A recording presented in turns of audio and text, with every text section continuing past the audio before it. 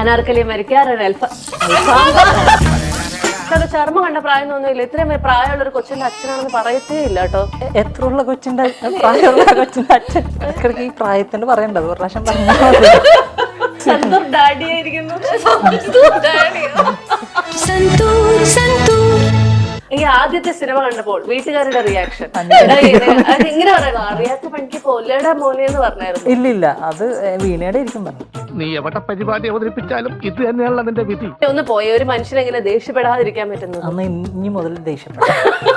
കുടുംബങ്ങൾക്ക് ഒറിജിനൽ എന്നാണ് അതിന്റെ പേര്. ഇല്ല, മെയ് 24 ഇറങ്ങുന്ന മന്ദാകിനി ഇറങ്ങുന്നത് കൊണ്ട് എനിക്ക് തീരെ പേടിയില്ല.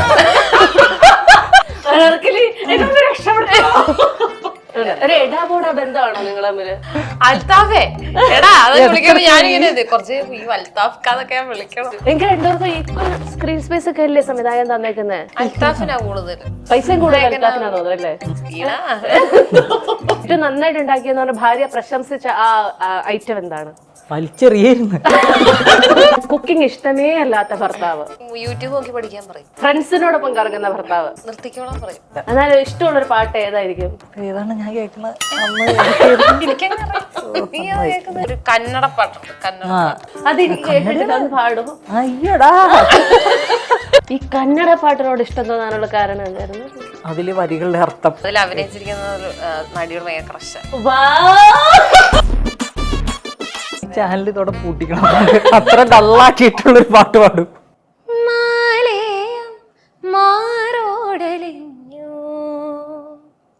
India's #1 language academy, Needus Academy. Result ഉള്ളിടത്ത് പഠിക്കാം. അനാർക്കലി മരിക്കാറൊരു അൽഫാം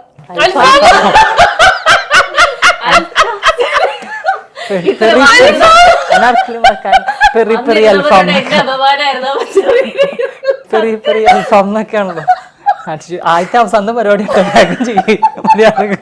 എന്നോട് ക്ഷമിക്കണം ചേട്ടാ. ആയിക്കോട്ടെ. Anarkali Marikkar, Althaf Salim, welcome to the show.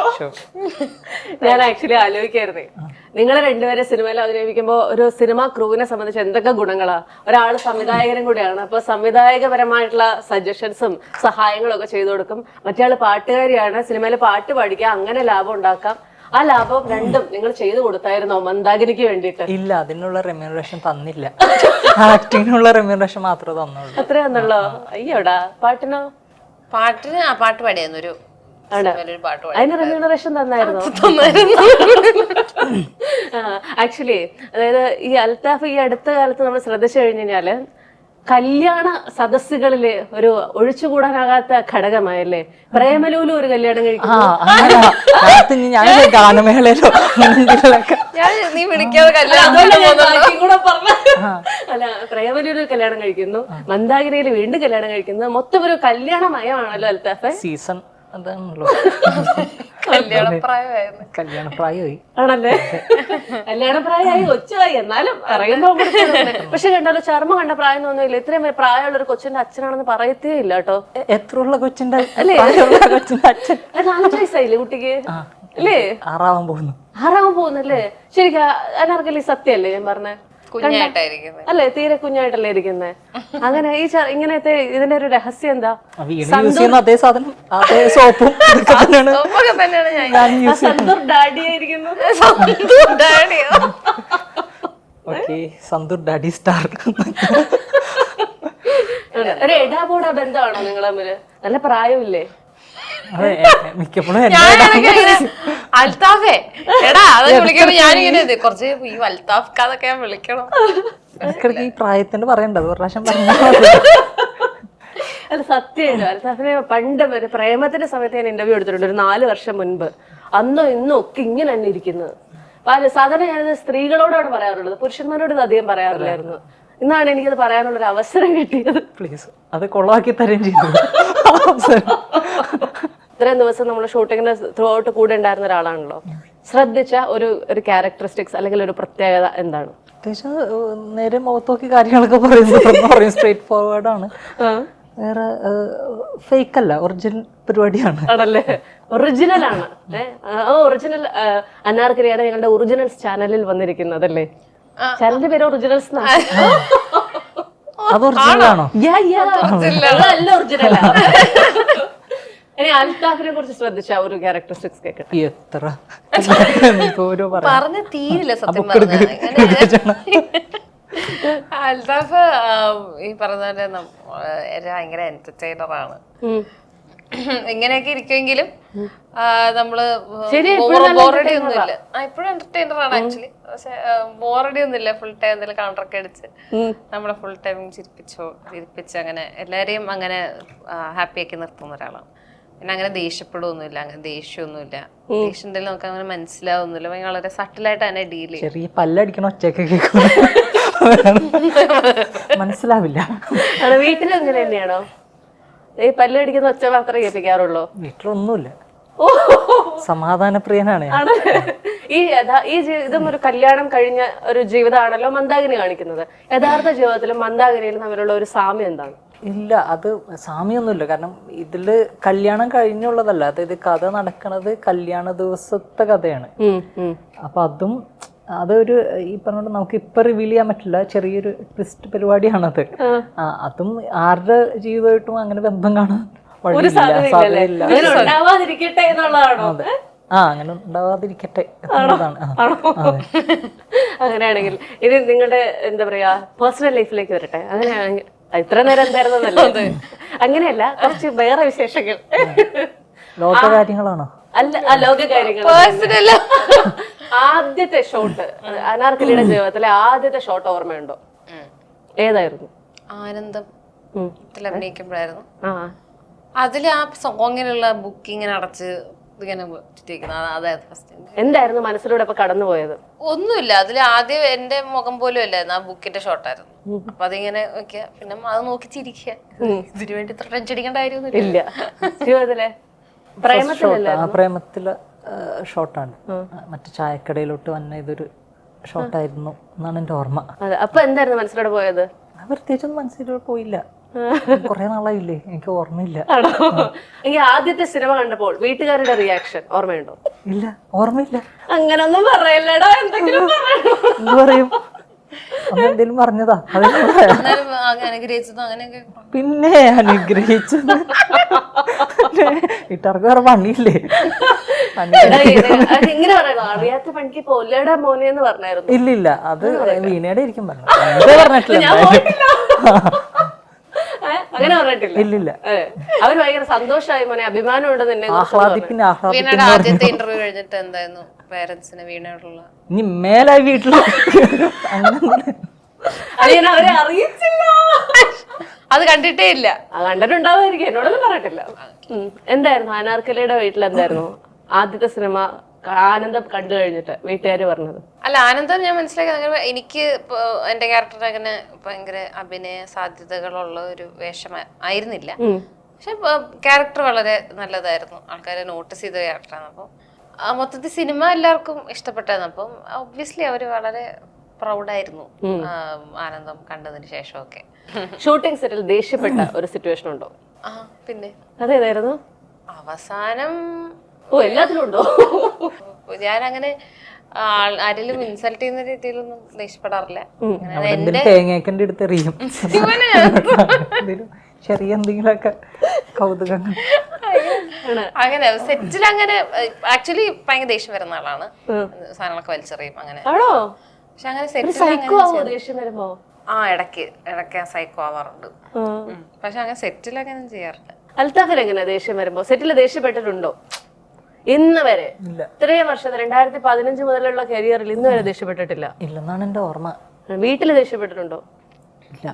പിന്നെ ഒന്ന് പോയ ഒരു മനുഷ്യൻ എങ്ങനെ ദേഷ്യപ്പെടാതിരിക്കാൻ പറ്റുന്നത്? അന്ന് ഇനി മുതൽ ദേഷ്യപ്പെടാം, അല്ലാതെ ഇപ്പൊ എന്ത് പറയാനാണ്? ദേഷ്യപ്പെടാറില്ല. ആണോ? ഓ, ഭാര്യനെ ഒന്ന് കാണണം കേട്ടോ, കാരണം ഇങ്ങനെ ദേഷ്യപ്പെടാതെ ഭർത്താക്കന്മാരെന്നൊക്കെ ഞാൻ ജീവിതത്തിൽ ആദ്യമായിട്ടാണ് കേൾക്കുന്നത്. കുടുംബം കളിക്ക് ഒറിജിനൽ എന്നാണ് അതിന്റെ പേര്, ചാനലിന്റെ പേര്. ഓ, വേണ്ടായിരുന്നു. മെയ് 24 സിനിമ തിയേറ്ററിൽ എത്തുമ്പോ ആദ്യമായിട്ട് ലീഡ് ക്യാരക്ടർ ചെയ്യാണ്, പേടിയുണ്ടോ? ചോദിച്ചാൽ വികാരം നിർഭരമായിട്ട്, അല്ല വികാരം ഇല്ലാതെ. മെയ് 24 ഇറങ്ങുന്ന മന്ദാകിനി ഇറങ്ങുന്നത് കൊണ്ട് എനിക്ക് തീരെ പേടിയില്ല. ബാക്കിയാണോ സെന്റൻസിൽ? അനാർക്കലി എന്നെ ഒന്ന് രക്ഷപ്പെടുത്തോ. ഞാനിങ്ങനെ വീടയുടെ അവസ്ഥ. ശരി, അനാർക്കലിക്ക് പേടിയുണ്ടോ? ടെൻഷൻ ഉറപ്പായിട്ടും ഉണ്ടാവും. ഏത് പടം ചെയ്യുമ്പോഴും ആ ഒരു എക്സ്പെക്ടേഷനിലൂടെ വരുന്ന ആ ഒരു ടെൻഷൻ എന്തായാലും ഉണ്ട്, ഉറപ്പായിട്ടുണ്ട്. അപ്പൊ ആ സ്ട്രെസ് എങ്ങനെയാ മാനേജ് ചെയ്യുന്നത്? നമ്മൾ ചിലരാണ് ഇപ്പൊ അമ്പലത്തിലോ പള്ളിയിലൊക്കെ പോവും, അതല്ലെങ്കിൽ പ്രാർത്ഥിക്കും, ഇങ്ങനെ എന്തെങ്കിലും ഉണ്ടാവില്ലേ? അങ്ങനെ എന്തെങ്കിലും? ഞാൻ വെറുതെ ഫോണിൽ റീൽസ് കാണും. അത് എന്റെ ഏറ്റവും സ്ട്രെസ് ബസ്റ്റർ. ഇങ്ങനെ ഭയങ്കര ടെൻഷനിലൊക്കെ ഇരിക്കുമ്പോ റീൽസ് കണ്ടാ ശരിയാവും. പെട്ടെന്ന് കുറച്ച് ലൈറ്റ് ഹാർട്ടഡ് ആവും. സിനിമ അഭിനയിച്ചപ്പോ ടെൻഷൻ ഇല്ലെങ്കിൽ സംവിധാനം ചെയ്തപ്പോ സ്വാഭാവികമായിട്ടും നാളെ റിലീസ് എന്നൊക്കെ പറയുമ്പോൾ ഒരു ടെൻഷൻ ഉണ്ടായിട്ടില്ലേ? സംവിധാനം ചെയ്ത് കഴിയുമ്പോൾ കുറച്ച് ഉത്തരവാദിത്തങ്ങൾ കുറെ കൂടുതലാണ്. അപ്പം സ്വാഭാവികമായിട്ടും ടെൻഷൻ ഉണ്ടാവും. ആണ്. അന്ന് ആ ദിവസങ്ങളൊക്കെ എങ്ങനെയാ ഓവർകം ചെയ്തേ? ഇല്ല, ഒന്ന് നമുക്ക് നമ്മൾ ചെയ്ത പ്രൊഡക്റ്റിൽ ഒരു കോൺഫിഡൻസ് ഉണ്ടെങ്കിൽ പിന്നെ ടെൻഷൻ ഇത്തിരി കുറഞ്ഞു കിട്ടും. അത് പാളിന്നൊക്കെ തോന്നുകയാണെങ്കിൽ മാത്രമാണ് ഈ ടെൻഷൻ്റെ പരിപാടി വരുള്ളൂ. പിന്നെ ഓഡിയൻസ് എങ്ങനെ എടുക്കും എന്നുള്ളത്. പക്ഷെ എന്നാലും ഭയങ്കര ടെൻഷനൊന്നും ഉണ്ടായില്ല. ഓക്കെ എന്നുള്ള പരിപാടിയിലാണ് പോയത്. ആണ്. ഇനിയിപ്പോ ഈ അഭിനയത്തിന്റെ തിരക്കുകൾക്കിടയിൽ സംവിധാനം ചെയ്യാൻ സമയം കിട്ടാതെ വരുന്നുണ്ടോ? ഇല്ല, ഉടനെ തുടങ്ങും. ആണോ? സംവിധാനം. അത് ശരി. അടുത്ത ആരായിരിക്കും അതിനകത്ത് നായകനാവുക? നായകൻ ഫഹദ് ഫാസിലാണ്. ആണോ? അടിപൊളി. അനാർക്കലി ഒരു അഭിനയ ക്യാരക്ടർ റോൾ ചോദിച്ചായിരുന്നോ? ചോദിച്ചായിരുന്നു. തരുമെന്ന് പറഞ്ഞോ? തന്നില്ല. തന്നില്ലല്ലേ? എല്ലാം സ്ട്രൈറ്റ് ഫോർവേഡ് ആണ്. അപ്പൊ പറയുന്നു. അതെങ്ങനെയാ നമ്മൾ ഇങ്ങനെയൊക്കെയുള്ള ആൾക്കാരെ നൈസായിട്ട് ഒഴിവാക്കുന്നേ? ഒഴിവാക്കൊന്നുമില്ല, വീണ്ടും കുടുംബം കലക്കി ഒറിജിനൽസിന്റെ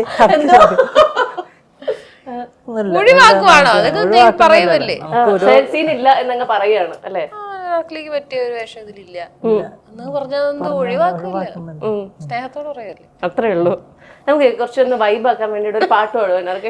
എനിക്ക് ക്ഷീണാവുന്നു, അതുകൊണ്ടാ. വിഷമം വരാത്ത ഒരു പാട്ട് പാടോ? ഇല്ല, വിഷമം നല്ല. ഈ ചാനൽ ഇതോടെ പൂട്ടിക്കണം. അത്ര ഡള്ളാക്കിയിട്ടുള്ളൊരു പാട്ട് പാടും. എന്തോ ആദ്യം പേര് വിളിച്ചപ്പോ തന്നെ കലി വന്ന്, ദൈവമേ ഞാനത് കട്ട് ചെയ്യാനിരുന്ന നിങ്ങൾ നാട്ടുകാരൊക്കെ അറിയിക്കണം. പെറി പെറിന്നൊക്കെ അതിന്റെ കൂടെ ഫ്ലേവർ ഒക്കെ ചേർത്ത് പെരി പെറി മെക്സിക്കൻ എന്നൊക്കെ പറഞ്ഞിട്ട് ഇതിന്റെ അടിയിൽ വരുന്ന കമന്റുകൾ എനിക്ക് നെഞ്ചുവേദന എടുക്കണം. ഇതൊക്കെ ശീലമുള്ളല്ലേ.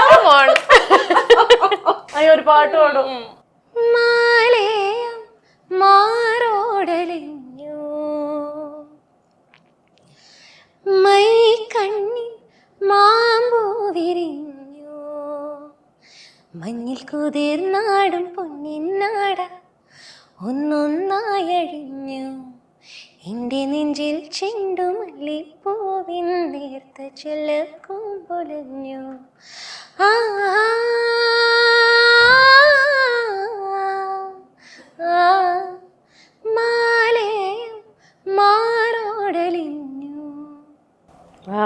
അനാർക്കലി ബേസിക്കലി ഭയങ്കര റൊമാൻറ്റിക് ആണ്.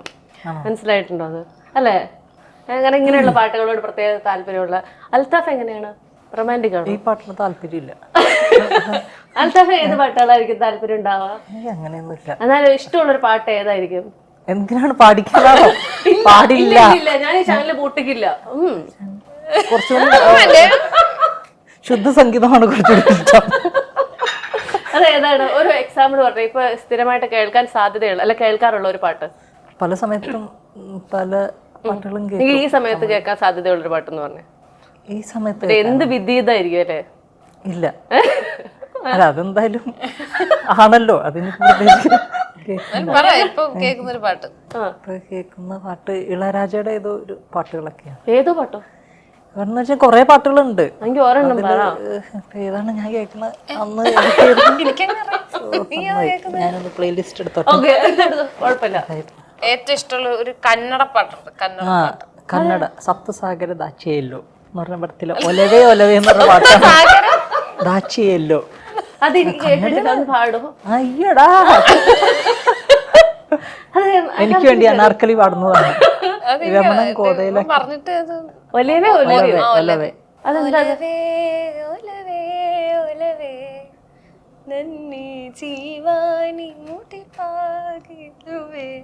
അങ്ങനത്തെ ഒരു പാട്ട്.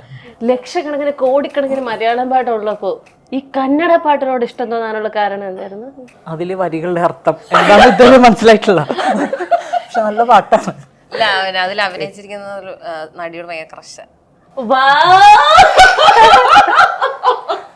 വരുന്നു കണ്ടോ, വെറുതെ പറഞ്ഞെന്താ, എന്തെങ്കിലൊക്കെ ഉണ്ടാക്ക്. ഇത്രയും നേരം ഞാൻ ക്ഷമിച്ചു ഇതിനു വേണ്ടിട്ട്. കുടുംബങ്ങൾക്ക് ഒറിജിനൽ ഫീറ്റ് അനാർക്കലി മരക്കാറുണ്ട്. അപ്പൊ നമുക്കൊരു ഫ്രഷ് ആയിട്ടൊരു ഗെയിം കളിച്ചാലോ? ഓക്കെ അല്ലേ? ഓക്കെ അല്ലേ? ഈ ഗെയിം ഇതുവരെ എവിടെയും ചെയ്തിട്ടില്ല, എനിക്ക് ഉറപ്പാ. സുല്ലൊക്കെ ഇടാൻ പറ്റുമോ? സുലക്ക്. ഓക്കെ, അപ്പൊ എന്താണെന്ന് വെച്ച് കഴിഞ്ഞാൽ ഞാനൊരു സിറ്റുവേഷൻ തരും. ആ സിറ്റുവേഷൻ വിവാഹം കഴിച്ചിട്ടില്ലാത്ത അനാർക്കലിയും പറയണം, കഴിച്ചു കഴിഞ്ഞാൽ സിറ്റുവേഷൻ എന്താണ് ഇപ്പോഴത്തെ അവസ്ഥ എന്നുള്ളത് അൽത്താഫും പറയണം. സിമ്പിൾ അല്ലേ? അതായത് അനാർക്കലി കല്യാണം കഴിക്കുന്നത് വളരെ വർക്കഹോളിക് ആയിട്ടുള്ള ഒരു ഭർത്താവിനെയാണ്. അങ്ങനെയാണെന്നുണ്ടെങ്കിൽ യഥാർത്ഥ ലൈഫിൽ അനാർക്കലി എങ്ങനെ റെസ്പോണ്ട് ചെയ്യും? കുറച്ച് ദേഷ്യപ്പെടും.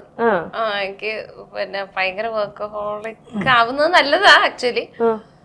പക്ഷെ എനിക്ക് ഇങ്ങനെ സമയം, എനിക്ക് ഭയങ്കര അറ്റൻഷൻ വേണം. ആൽക്കഹോളിക് ആണെങ്കിലോ? അങ്ങനെയുള്ള ഭർത്താവ് അത് അവരുടെ ഇഷ്ടമല്ലേ, ആണല്ലേ? ഇടപെടാൻ പോത്തൊന്നുമില്ല. പിന്നെ ഒരു ലിമിറ്റിൽ വേണം, അത്രേ ഉള്ളല്ലേ? ഒരു വർക്കഹോളിക് ഹസ്ബൻഡ് ആണോ സത്യത്തിൽ? ഇല്ല, പണിയുള്ളപ്പോ ജോലിക്ക് പോകും, ഇല്ലാത്തപ്പോ വീട്ടിലുണ്ടാവും. അങ്ങനെ പണിയുള്ളപ്പോ ജോലിക്ക് പോകുമ്പോ നിങ്ങളെ കാണാനേ കിട്ടുന്നില്ല എന്ന് ഭാര്യ കംപ്ലൈന്റ് പറയാറുണ്ടോ സത്യത്തിൽ? ഇല്ല. ഇല്ലേ? ഇല്ല.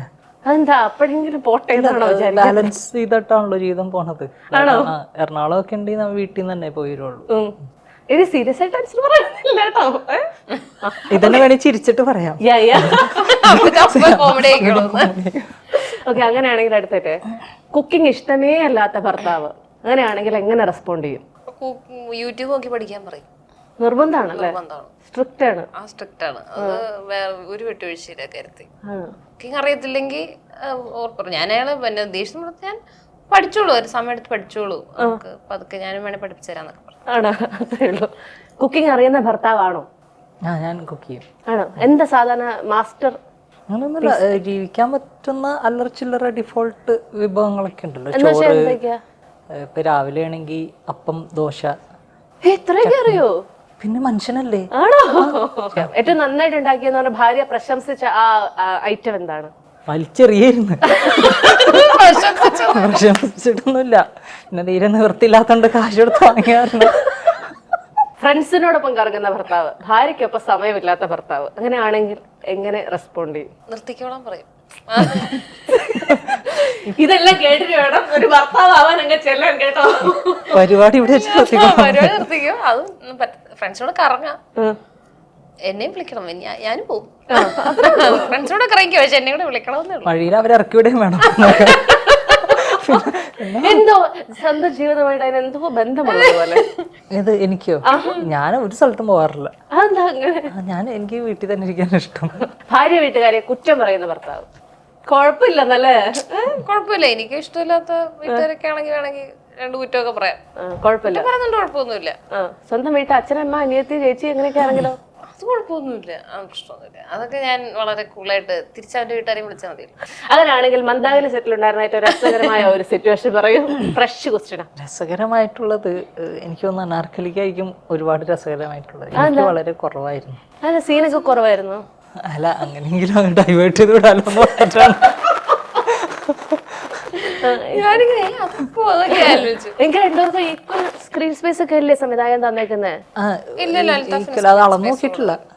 ഏതാണ്ട് അൽത്താഫിനാ കൂടുതൽ. ആണോ? പൈസയും കൂടുതൽ അൽത്താഫിനാ തോന്നുന്നല്ലേ? അങ്ങനെ പറ. രസകരമായ ഒരു സിറ്റുവേഷൻ. പണി മൊത്തം എനിക്കും മറ്റേ ഡയലോഗാണ്. രസകരമായ ഒരു സംഭവം. നിങ്ങൾ ഒരുപാട് റീടേക്ക് എടുക്കേണ്ടി വന്ന അങ്ങനത്തെ? ഇല്ല, ഞാൻ എന്റെ എല്ലാം ഫസ്റ്റ് ടേക്ക് ഓക്കെ. നിങ്ങൾ രണ്ടുപേരും അങ്ങനെയാണെങ്കിൽ ഏറ്റവും ബുദ്ധിമുട്ടിയ ഒരു സീൻ ഏതാണ്?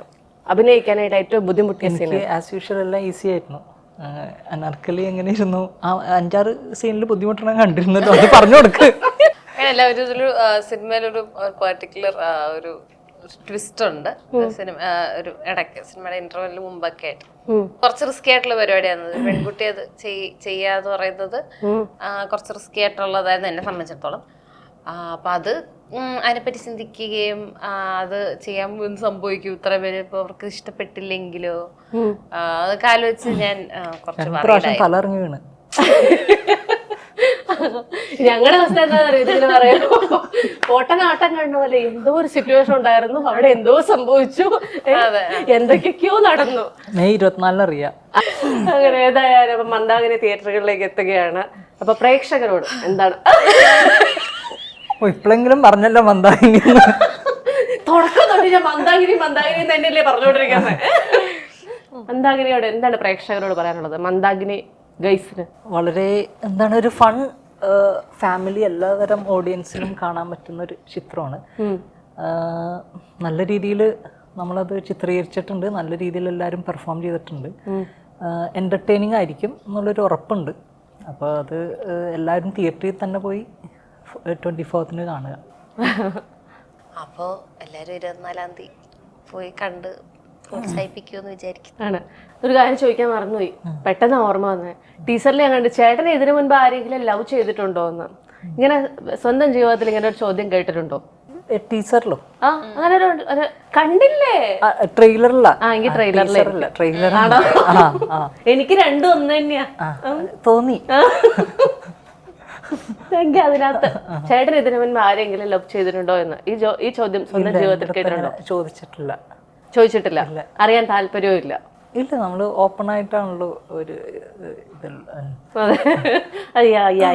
അതെ. ആ സാധനം ഒന്ന് റീക്രിയേറ്റ് ചെയ്ത് തരുമോ? ആ ചോദ്യം ഒന്ന് ചോദിക്കാവോ അൽത്താഫിനോട്? ആ ആൻസർ ഒന്ന് കേൾക്കാനുള്ള ആഗ്രഹം കൊണ്ട്. സിനിമയിലെ സിനിമ പ്രൊമോഷൻസ്. ചേട്ടൻ ആരെങ്കിലും ലവ് ചെയ്തിട്ടുണ്ടോ? ഇല്ല അമ്പിളി. അതുകൂടെ സാവിത്രിയുടെ മോളെയും മറ്റേ വേറെ ആരുടെ അതിന്റെ ഡയലോഗ് മറന്നുപോയി. ആണോ? അവരോട് ആരെങ്കിലും പറഞ്ഞുതരാൻ പറയണോ? വേണ്ട. എന്നിട്ട് അത് മാത്രം എടുത്തിട്ട് ഏതായാലും മന്ദാകിനി മെയ് 24 തിയേറ്ററുകളിലേക്ക് എത്തുകയാണ്. സിനിമ നല്ലൊരു വിജയമാകട്ടെ. ഒരുപാട് പേർ തിയേറ്ററിൽ തന്നെ പോയി സിനിമ കാണാൻ സാധിക്കട്ടെ. അതിനുശേഷം OTT-ൽ എത്തുമ്പോൾ അതും വിജയമാകട്ടെ. എല്ലാ തരത്തിലും എല്ലാവിധ ആശംസകളും. Thank you so much guys. സന്തോഷം എന്നല്ലേ ചേട്ടാ മനസ്സിൽ പറയുന്ന? ദൈവം ബുദ്ധി തരാൻ വേണ്ടി ഞാൻ പ്രാർത്ഥിക്കാം. India's #1 language academy, Needus Academy. Result ഉള്ളിടത്ത് പഠിക്കാം.